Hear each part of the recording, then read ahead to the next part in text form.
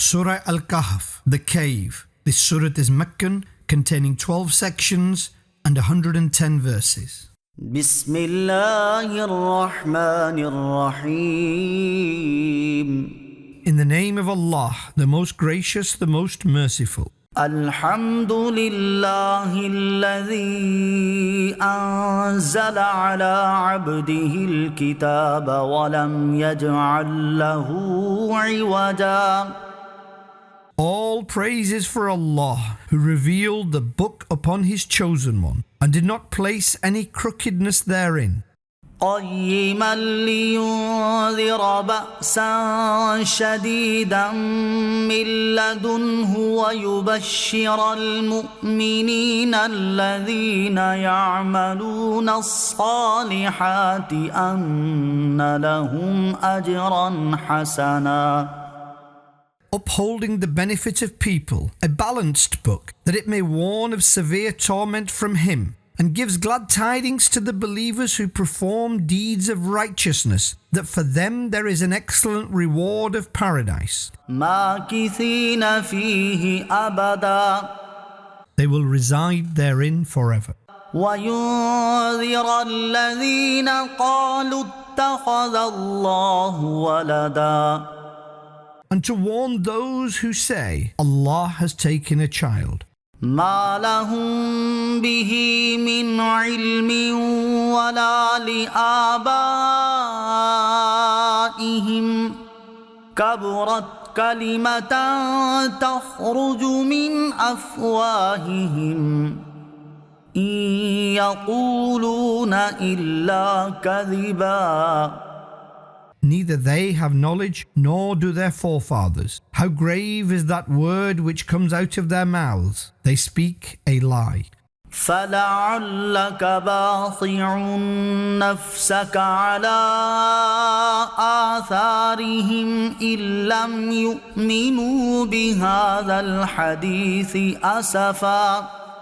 So perhaps you will destroy your life in sorrow for them if they do not believe in this word. إنا جعلنا ما على الأرض زينة لها لنبلوهم أيهم أحسن عملا. We have made that which is upon the earth adornment for it, that we may test them as to which of them is best in action. وإنا لجاعلون ما عليها صعيدا جرزا. We shall make whatever is upon the earth a barren land. أم حسبت أن أصحاب الكهف والرقيم كانوا من آياتنا عجبا. Did you come to know that the people of the cave, Al-Kahf, and the inscription were a marvel among our signs? إذ أوى الفتية إلى الكهف فقالوا ربنا آتنا من لدنك رحمة وهيئ لنا من أمرنا رشدا. When the young men took refuge in the cave, then they said, O our Lord, grant us mercy from your court and provide for us a means of guidance in our matter. فضربنا على آذانهم في الكهف سنين عددا. So we placed a veil upon their ears, causing a deep sleep for a number of years. ثم بعثناهم لنعلم أي الحزبين أحصى لما لبثوا أمدا. Then we awakened them, that we may see which of the two groups is more accurate in stating their duration of stay. نحن نقص عليك نبأهم بالحق إنهم فتية آمنوا بربهم وزدناهم هدى. We relate to you their account with the truth. They were some young men who believed in their Lord, and we increased their guidance.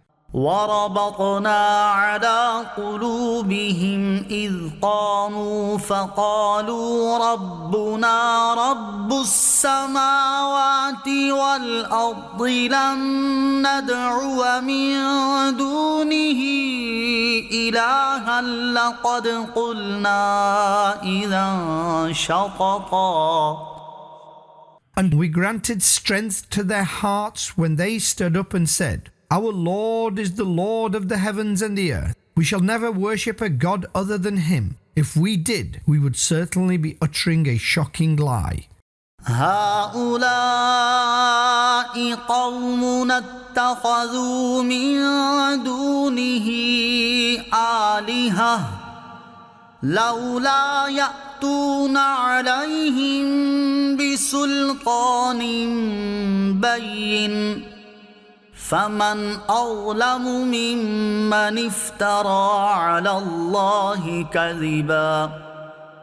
This is our nation. They have taken gods other than Him, Allah. Why do they not bring forth a clear proof about them? So who is a greater oppressor than he who ascribes a lie to Allah?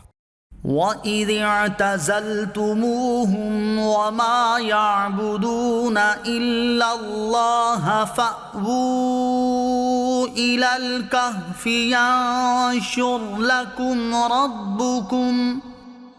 ينشر لكم ربكم من رحمته ويهيئ لكم من أمركم مرفقا.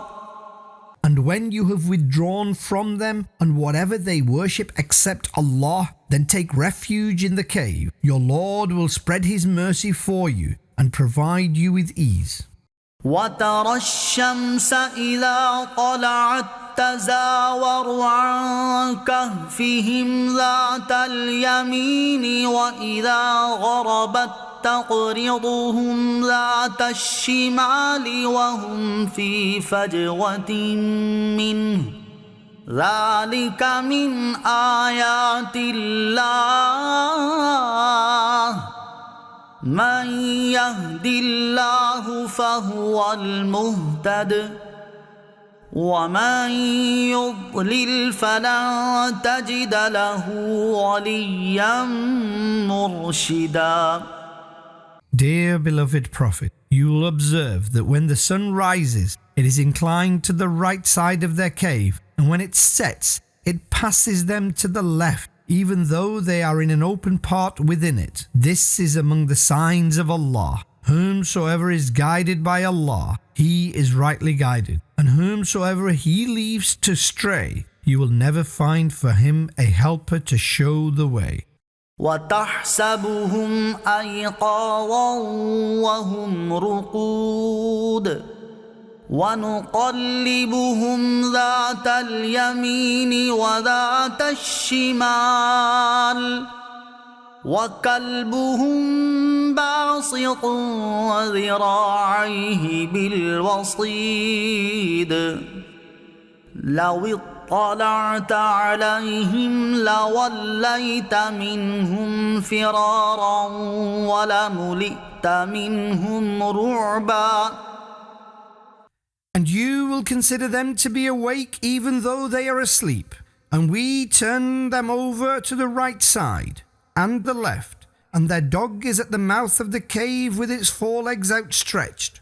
Were you to look at them, you would turn away from them retreating, and you would certainly be in awe of them. وَكَذَلِكَ بَعَثْنَاهُمْ لِيَتَسَاءَلُوا بَيْنَهُمْ قَالَ قَائِلٌ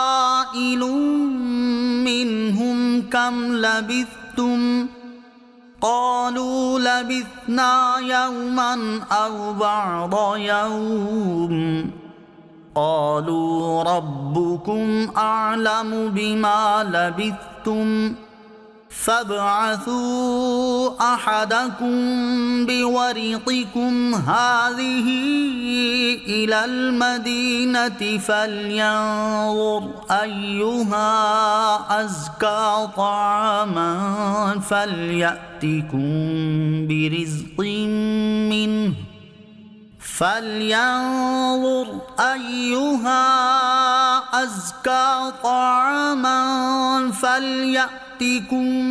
برزق منه وليتلطف ولا يشعرن بكم أحدا. Thus we awaken them, that they may question one another. One of them said, "How long have you stayed here?" They replied, "We stayed for a day or part of a day." The others said, "Your Lord knows best how long you stayed. Send one from yourselves with this silver of yours to the city, so he should see which food is most pure. Then let him bring some sustenance from it, and let him be courteous, and he must not disclose your identity to anyone." إنهم إن يظهروا عليكم يرجموكم أو يعيدوكم في ملتهم ولن تفلحوا إذا أبدا. If they come to know of you, they will stone you, or they will convert you to their religion, and then you will never succeed. وكذلك أعثرنا عليهم ليعلموا أن وعد الله حق وأن الساعة لا ريب فيها إذ يتنازعون بينهم أمرهم فقالوا ابنوا عليهم بنيانا ربهم أعلم بهم. قال الذين غلبوا على أمرهم لنتخذن عليهم مسجدا. Thus we made them aware, so that people come to know that the promise of Allah is true, and that there is no doubt about the hour, day of judgment. When they were disputing among themselves in their matter, so they said, "Build a structure over them. Their Lord knows them best." Those who were influential in their matter said, "We shall most definitely build a masjid near them." سيقولون ثلاثة رابعهم كلبهم ويقولون خمسة سادسهم كلبهم رجما بالغيب ويقولون سبعة وثامنهم كلبهم قل ربي أعلم بعدتهم ما يعلمهم إلا قليل فلا تمار فيهم إلا مراء ظاهرا ولا تستفت فيهم منهم أحدا. Soon they will say, "They are 3, their dog is the 4th. And some will say, 5, and their dog is the 6th, guessing without seeing. And some will say, 7, and their dog is the 8th. Say, my Lord knows best regarding their number. Only a few people know them. Do not argue about them except to the extent that is apparent. And do not ask anyone of them, i.e., people of the book, about them. ولا تقولن لشيء إني فاعل ذلك غدا. And you must not say about anything, "Indeed, I shall do this tomorrow." إلا أن يشاء الله واذكر ربك إذا نسيت وقل عسى أن يهديني ربي لأقرب من هذا رشدا. Accept that Allah wills, and remember your Lord when you forget, and say, "It is near that my Lord shows me a way of guidance that is nearer than this." ولبثوا في كهفهم 300 سنين وازدادوا 9. And they stayed in their cave for 300 years and 9 more years. قل الله أعلم بما لبثوا له غيب السماوات والأرض أبصر به وأسمع ما لهم من دونه من ولي ولا يشرك في حكمه أحدا. Say, Allah knows best about how long they stayed, and to Him belongs the unseen of the heavens and the earth, how perfectly He sees and hears. There is no helper for them other than Allah, and He does not share His command with anyone. واتل ما أوحي إليك من كتاب ربك لا مبدل لكلماته ولن تجد من دونه ملتحدا. And recite that which has been revealed to you from your Lord's book. No one can change His words, and you will never find any refuge other than Him. واصبر نفسك مع الذين يدعون ربهم بالغداة والعشي يريدون وجهه ولا تعد عيناك عنهم تريد زينة الحياة الدنيا ولا تطع من أغفلنا قلبه عن ذكرنا واتبع هواه وكان أمره فرطا. And affiliate your soul with those who call upon your Lord morning and evening, seeking His pleasure. And do not turn your eyes away from them, seeking the adornment of worldly life. And do not obey the one whose heart we have made heedless of our remembrance. And he followed his desire, and his matter has exceeded the limits. وقل الحق من ربكم فمن شاء فليؤمن ومن شاء فليكفر إنا أعتدنا للظالمين نارا أحاط بهم سرادقها وإن يستغيثوا يغاثوا بماء كالمهل يشوي الوجوه بئس الشراب وساءت مرتفقا. And say, the truth is from your Lord, so whosoever desires may believe, and whosoever desires may disbelieve. Surely we have prepared for the oppressors the fire whose walls will surround them. And if they cry for water, their cry will be answered with water like molten copper, which will sear their faces. What a terrible drink it is, and what an evil abode it is. إن الذين آمنوا وعملوا الصالحات إنا لا نضيع أجر من أحسن عملا.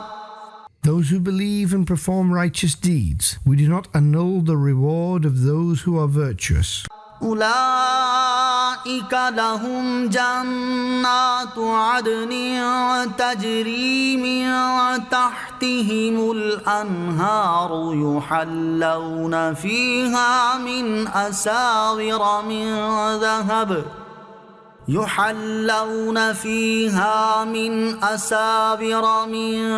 ذهب ويلبسون ثيابا خضرا من سندس واستبرق متكئين فيها على الأرائك نعم الثواب وحسنت مرتفقا. For them there are everlasting gardens beneath which rivers are flowing. They will be made to wear golden bracelets therein, and they will wear green clothing made from fine and thick silk, reclining upon cushions therein. What an excellent reward it is, and what an excellent place of rest it is. واضرب لهم مثلا الرجلين جعلنا لأحدهما جنتين من أعناب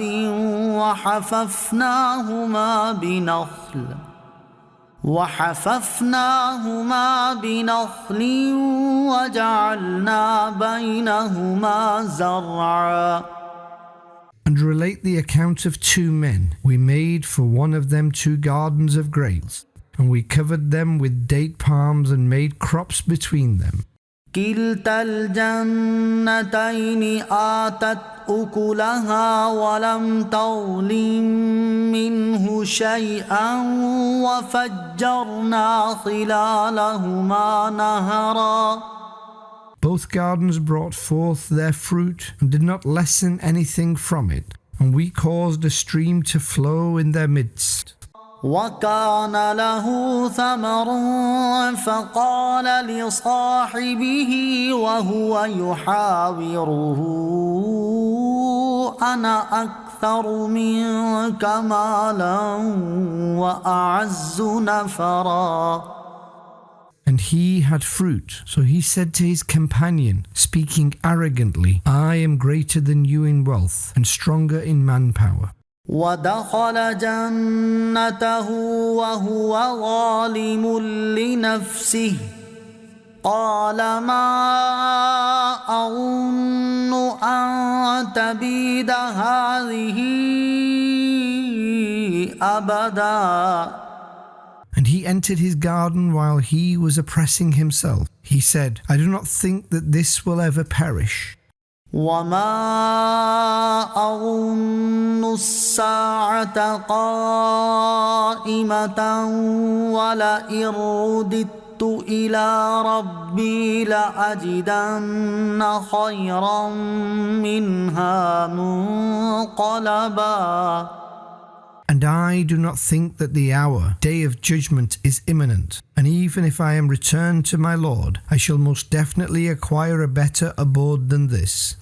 قال له صاحبه وهو يحاوره أكفرت بالذي خلقك من تراب ثم من نطفة أكفرت بالذي خلقك من تراب ثم من نطفة ثم سواك رجلا. His companion said to him, answering his vanity, Do you disbelieve in the one who created you from dust, then a droplet, then made you a complete man? لكن هو الله ربي ولا أشرك بربي أحدا. But I say, He is Allah, my Lord, and I do not ascribe any partner to my Lord. ولولا إذ دخلت جنتك قلت ما شاء الله لا قوة إلا بالله إن ترني أنا أقل منك مالا وولدا. And why did you not say when you entered your garden, Whatever Allah willed, there is no power except with Allah, if you see me as inferior to you in wealth and offspring? فعسى ربي أن يؤتيني خيرا من جنتك ويرسل عليها حسبانا من السماء فتصبح صعيدا زلقا.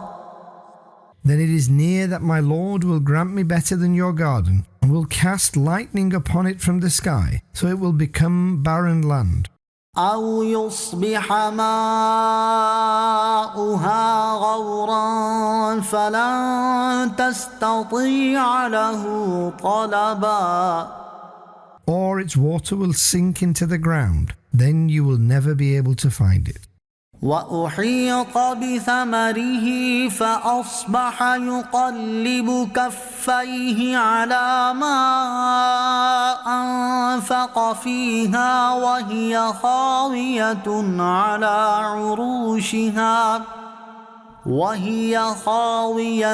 على عروشها ويقول يا ليتني لم أشرك بربي أحدا. And his produce was overcome by calamity. So he began rubbing his palms together in sorrow for what he had invested on it, while it had fallen upon its trellises. He cried, Alas, I wish I had not ascribed a partner to my Lord. ولم تكن له فئة ينصرونه من دون الله وما كان منتصرا. And there was no group to help him other than Allah, and he himself was incapable of revenge.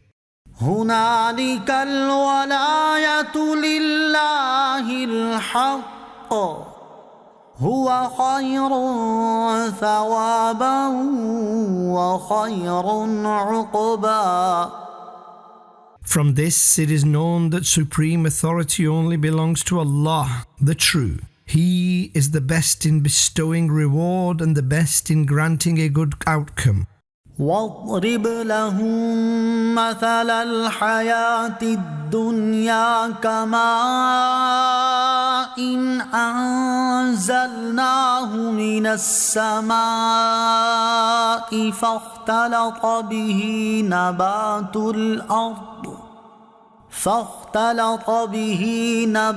الأرض فأصبح هشيما تذروه الرياح وكان الله على كل شيء مقتدرا. State for them the example of the life of this world like water which we sent down from the sky. So with it the vegetation of the earth grew dense. Then it became dry grass which is blown around by the winds. And Allah has power over everything. المال والبنون زينة الحياة الدنيا والباقيات الصالحات خير عند ربك ثوابا وخير أملا. Wealth and sons are the adornment of this world, and lasting, righteous matters are better with your Lord in respect of reward, and better in respect of hope. ويوم نسير الجبال وترى الأرض بارزة وحشرناهم فلم نغادر منهم أحدا. And remember the day we shall move the mountains, and you will see the earth as a clear plain, and we shall gather them, not leaving any one of them behind. وعرضوا على ربك صفا لقد جئتمونا كما خلقناكم أول مرة بل زعمتم أن لن نجعل لكم موعدا. And they will be presented to their Lord in rows. Certainly you have come to us just as we had created you the first time. Rather you had thought that we would never appoint a time of promise for you. ووضع الكتاب فترى المجرمين مشفقين مما فيه ويقولون يا ويلتنا ما لهذا الكتاب ويقولون يا ويلتنا ما لهذا الكتاب لا يغادر صغيرة ولا كبيرة إلا أحصاها ووجدوا ما عملوا حاضرا ولا يظلم ربك أحدا.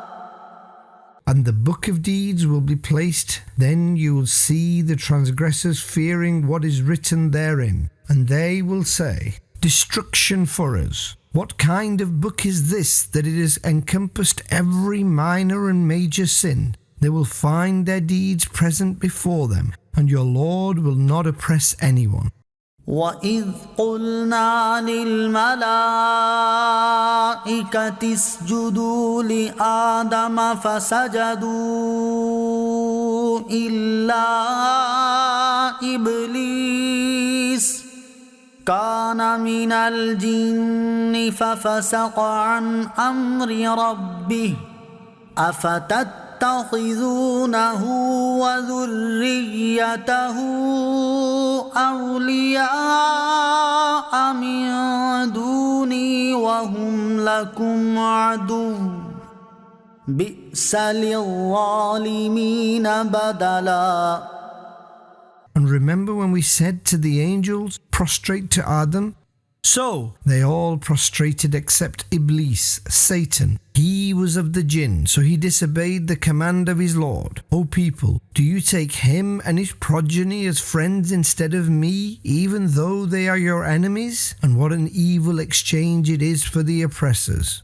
ما أشهدتهم خلق السماوات والأرض ولا خلق أنفسهم وما كنت متخذ المضلين عضدا.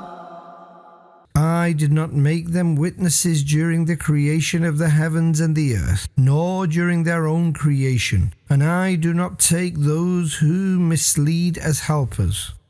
ويوم يقول نادوا شركائي الذين زعمتم فدعوهم فلم يستجيبوا لهم وجعلنا بينهم موبقا. And remember the day when Allah will say, Call upon those whom you considered to be my partners, then they will call upon them. So they will not answer them, and we will create a valley of destruction between them.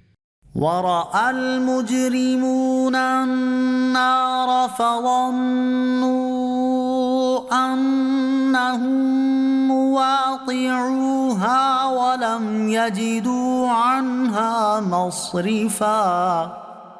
And the transgressors will see the fire, and will be certain that they are about to fall into it, and they will not find a way out of it. وَلَقَدْ صَرَّفْنَا فِي هَذَا الْقُرْآنِ لِلنَّاسِ مِنْ كُلِّ مَثَلٍ وَكَانَ الْإِنسَانُ أَكْثَرَ شَيْءٍ جَدَلًا. We have certainly provided all types of examples in this Quran for the people, but man is more hostile than anything else in creation. وَمَا مَنَعَ النَّاسَ أَن يُؤْمِنُوا إِذْ جَاءَهُمُ الْهُدَى وَيَسْتَغْفِرُوا رَبَّهُمْ إِلَّا أَن تَأْتِيَهُمْ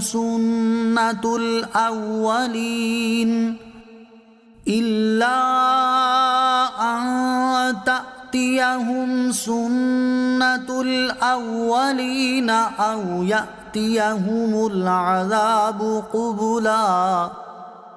What prevented the people from embracing faith and seeking forgiveness from their Lord when guidance came to them, except this, that the way of previous people befalls them, or punishment comes upon them in many ways. وَمَا نُرْسِلُ الْمُرْسَلِينَ إِلَّا مُبَشِّرِينَ وَمُنذِرِينَ ويجادل الذين كفروا بالباطل ليدحضوا به الحق واتخذوا آياتي وما أنذروا هزوا. And we only send the messengers as bearers of glad tidings and warners, and the disbelievers dispute through falsehood that they might erase the truth with it, and they have taken my signs and that which they were warned of in mockery. ومن أظلم ممن ذكر بآيات ربه فأعرض عنها ونسي ما قدمت يداه إنا جعلنا على قلوبهم أكنة أن يفقهوه وفي آذانهم وقرا وإن تدعوهم إلى الهدى فلن يهتدوا إذا أبدا. And who is a greater oppressor than he who is given counsel through the verses of his Lord? Then he turns away from them and forgets what his hands have sent forth. Certainly we cast a veil over their hearts, leaving them unable to comprehend, and a burden, deafness in their ears. And if you call them towards guidance, even then they will never attain guidance. وَرَبُّكَ الْغَفُورُ ذُو الرَّحْمَةِ لو يؤاخذهم بما كسبوا لعجل لهم العذاب بل لهم موعد لن يجدوا من دونه موئلا. Your Lord is most forgiving, the possessor of mercy. Had he seized them due to their deeds, he would certainly have hastened punishment for them. Rather, there is a promised time for them from which they will never find refuge. وَتِلْكَ الْقُرَىٰ أَهْلَكْنَاهُمْ لَمَّا ظَلَمُوا وَجَعَلْنَا لِمَهْلِكِهِم مَّوْعِدًا. We destroyed these villages when they oppressed, and we made a promised time for their destruction. وَإِذْ قَالَ مُوسَىٰ لِفَتَاهُ لَا أَبْرَحُ حَتَّىٰ أَبْلُغَ مَجْمَعَ الْبَحْرَيْنِ أَوْ أَمْضِيَ حُقُبًا. And when Musa said to his young aide, I will travel continuously until I reach the place where the two seas meet, or I travel for many years. فَلَمَّا بَلَغَا مَجْمَعَ بَيْنِهِمَا نَسِيَا حُوتَهُمَا فَاتَّخَذَ سَبِيلَهُ فِي الْبَحْرِ سَرَبًا. So when they reached the place where the two seas meet, they forgot their fish, so it made its path in the sea like a burrow. فَلَمَّا جَاوَزَا قَالَ لِفَتَاهُ آتِنَا غَدَاءَنَا لَقَدْ لَقِينَا مِن سَفَرِنَا هَٰذَا نَصَبًا. So when they proceeded, Musa said to his aide, Bring us our breakfast. We have certainly faced exhaustion in this journey of ours. قال أرأيت إذ أوينا إلى الصخرة فإني نسيت الحوت وما أنسانيه إلا الشيطان أن أذكره واتخذ سبيله في البحر عجبا. He, the aide, said, Consider when we rested near the rock. Indeed, I forgot to inform you regarding the fish, and it was Satan alone who caused me to forget its mention. And it, the fish, made its path in the sea in a strange way. قال ذلك ما كنا نبغي فارتدا على آثارهما قصصا. He, i.e. Musa, said, "This is what we were seeking." So they returned, retracting their steps. فوجدا عبدا من عبادنا آتيناه رحمة من عندنا وعلمناه من لدنا علما. So they found an individual from our people, whom we had granted a special mercy from us, and whom we had taught knowledge from our courts. قال له موسى هل أتبعك على أن تعلمني مما علمت رشدا. Musa said to him, "Khidr, may I stay in your company, provided that you teach me from the guidance which you were taught?" قال إنك لن تستطيع معي صبرا. He, Khidr, replied, "You will not be able to stay in my company. وكيف تصبر على ما لم تحط به خبرا. And how will you be patient with that which is beyond your knowledge?" قال ستجدني إن شاء الله صابرا ولا أعصي لك أمرا. He, Musa, said, "If Allah wills, you will find me patient, and I will not disobey you in any matter." قال فإن اتبعتني فلا تسألني عن شيء حتى أحدث لك منه ذكرا. He said, "So if you are to stay in my company, then do not question me about anything until I myself mention it to you." فانطلقا حتى إذا ركبا في السفينة خرقها قال أخرقتها لتغرق أهلها لقد جئت شيئا إمرا. Then they both proceeded until when they boarded a ship, he made a hole in it. He, Musa, said, "Have you made a hole in it to drown its people? You have certainly committed a most evil deed." قال ألم أقل إنك لن تستطيع معي صبرا. He said, "Did I not say, indeed, you will not be able to stay with me?" قال لا تؤاخذني بما نسيت ولا ترهقني من أمري عسرا. He, Musa, said, "Do not call me to account due to that which I forgot, and do not make me suffer in my matter." فانطلقا حتى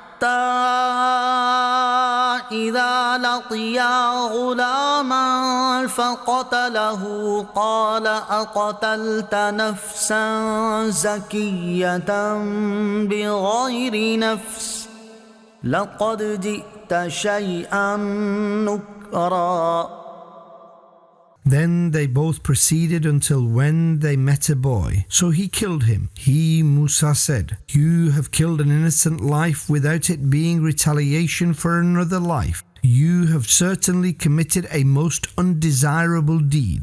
قال ألم أقل لك إنك لن تستطيع معي صبرا. He, Khidr, said, "Did I not say that indeed you will not be able to stay with me?" قال إن سألتك عن شيء بعدها فلا تصاحبني قد بلغت من لدني عذرا. He, Musa, said, "If I question you about anything after this, then do not keep me in your company. Undoubtedly, you have reached the limit of justification for me." فانطلقا حتى إذا أتيا أهل قرية استطعما أهلها فأبوا أن يضيفوهما فوجدا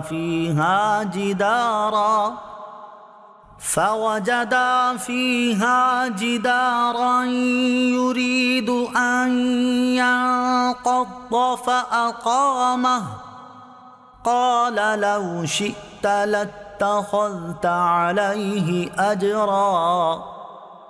So they proceeded until they came to the people of a village. They asked its inhabitants for food, so they refused to host both of them. Then they found a wall therein which was about to collapse. So he repaired it. He, Musa, said, had you desired, you could have taken payment for it.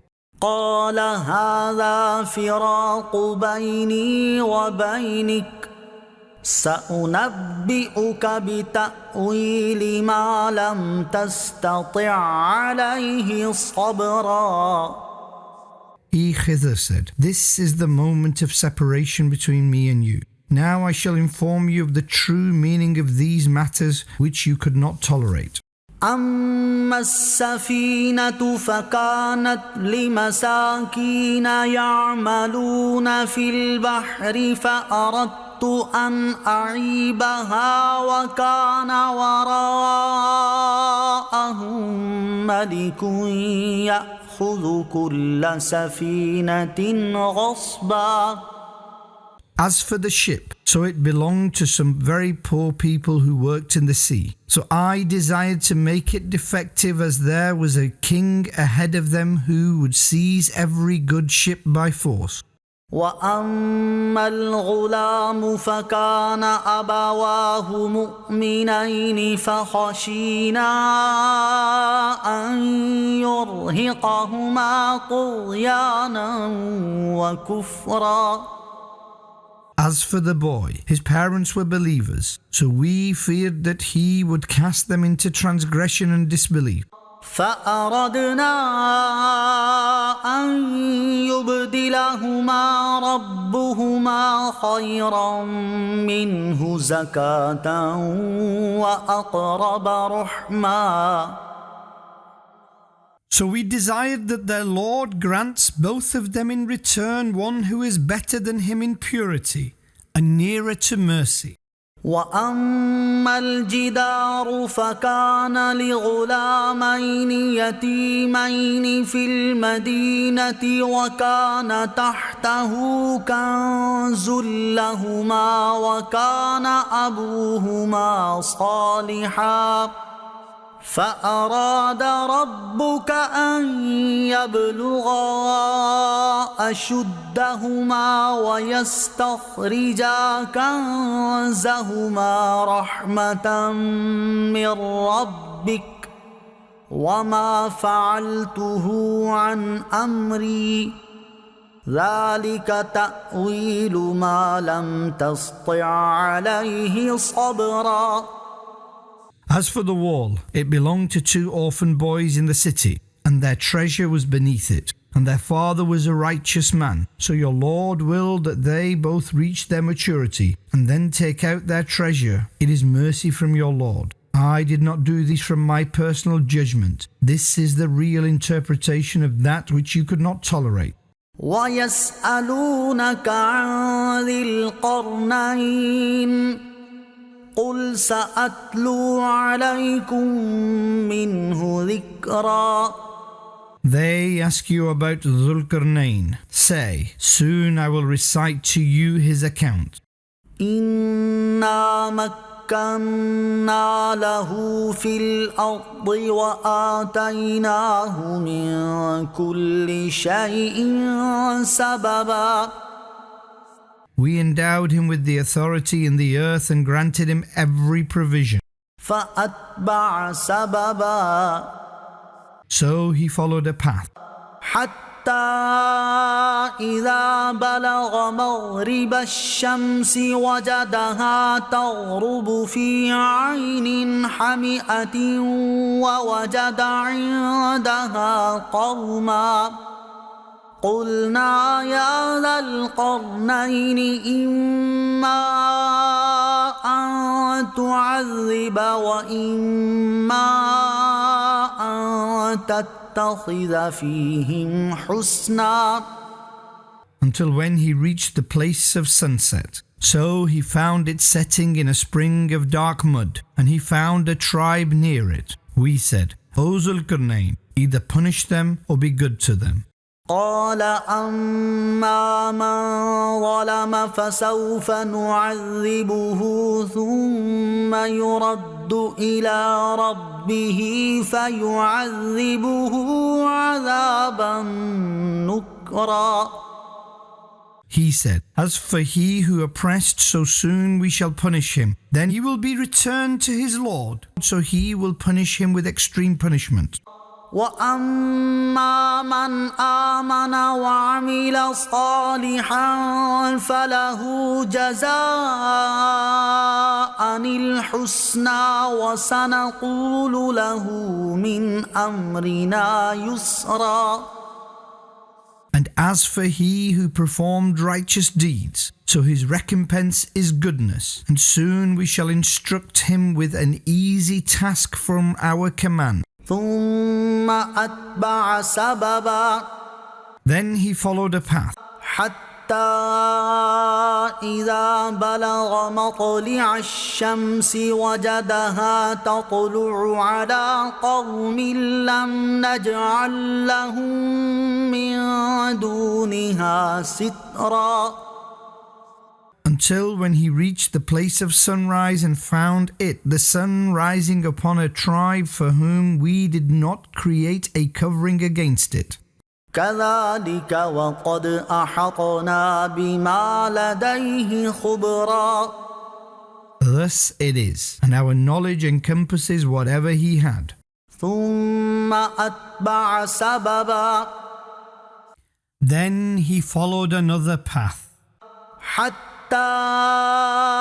إذا بلغ بين السدين وجد من دونهما قوما لا يكادون يفقهون قولا. until when he reached a place between two mountains and he found a nation beyond them who did not seem to understand language. قالوا يا ذا القرنين إن يأجوج ومأجوج مفسدون في الأرض فهل نجعل لك خرجا على أن تجعل بيننا وبينهم سدا. They said, Zulkarnain, Ya'juj and Ma'juj are those who wreak havoc in the earth. So should we pay you tribute provided you build a wall between us and them? قال ما مكني فيه ربي خير فأعينوني بقوة أجعل بينكم وبينهم ردما. He said, What my Lord has granted me power over is better, so assist me with strength, i.e., manpower. I shall make a fortified barrier between you and them. آتوني زبر الحديد حتى إذا ساوى بين الصدفين قال انفخوا حتى إذا جعله نارا قال آتوني أفرغ عليه قطرا. Bring me the pieces of iron, until when he made the wall level with the edges of both mountains. Then he said, Blow, until he made it into fire. Then he said, Bring me molten copper, that I may pour over it. فما استطاعوا أن يظهروه وما استطاعوا له نقبا. So they were neither able to climb it, nor were they able to make a hole in it. قال هذا رحمة من ربي فإذا جاء وعد ربي جعله دكا وكان وعد ربي حقا. He said, "This is mercy from my Lord. So when the promise of my Lord will come, He will destroy it, i.e. the wall, and the promise of my Lord is true." وتركنا بعضهم يومئذ يموج في بعض ونفخ في الصور فجمعناهم جمعا. And on the day we will unleash some of them after others. They will come forth like a surging flood, and the horn shall be blown. So we will gather them all together. وعرضنا جهنم يومئذ للكافرين عرضا. And on that day we will present hell to the disbelievers. الذين كانت أعينهم في غطاء عن ذكري وكانوا لا يستطيعون سمعا. Those whose eyes were veiled from my remembrance, and they were not able to hear the truth. أفحسب الذين كفروا أن يتخذوا عبادي من دوني أولياء إنا أعتدنا جهنم للكافرين نزلا. So do the disbelievers think that instead of me they will make my people supporters? Surely we have prepared hell as an accommodation for the disbelievers. قل هل ننبئكم بالأخسرين أعمالا. Say, should we tell you about the worst losers in respective deeds? الذين ضل سعيهم في الحياة الدنيا وهم يحسبون أنهم يحسنون صنعا. Those whose effort was wasted in the life of this world, and yet they think that they are doing good work. أولئك الذين كفروا بآيات ربهم ولقائه فحبطت أعمالهم فلا نقيم لهم يوم القيامة وزنا. These are the very people who disbelieved in the verses of their Lord and meeting Him. Then their deeds became void. So on the day of judgment, we shall not establish any weight for them. ذلك جزاؤهم جهنم بما كفروا واتخذوا آياتي ورسلي هزوا. This is their recompense, hell, because they disbelieved and took my verses and my messengers in mockery. إن الذين آمنوا وعملوا الصالحات كانت لهم جنات الفردوس نزلا. Those who believe and perform righteous deeds, there is the hospitality of the gardens of Firdaus, i.e. paradise for them. خالدين فيها لا يبغون عنها حولا. They will reside therein forever, not desiring to move from it. قل لو كان البحر مدادا لكلمات ربي لنفد البحر قبل أن تنفد كلمات ربي ولو جئنا بمثله مددا. Say, dear beloved Prophet, if the ocean were ink for writing the words of my Lord, the ocean would run out, but the words of my Lord would not finish, even if we refilled it with another ocean. قل إنما أنا بشر مثلكم يوحى إلي أنما إلهكم إله واحد فمن كان يرجو لقاء ربه فليعمل عملا صالحا ولا يشرك بعبادة ربه أحدا. Say, indeed, I am but a human like you in form, but it has been revealed to me that your God is one God. So whosoever hopes to meet his Lord, he should perform virtuous deeds and should not ascribe anyone to his Lord as a partner in worship.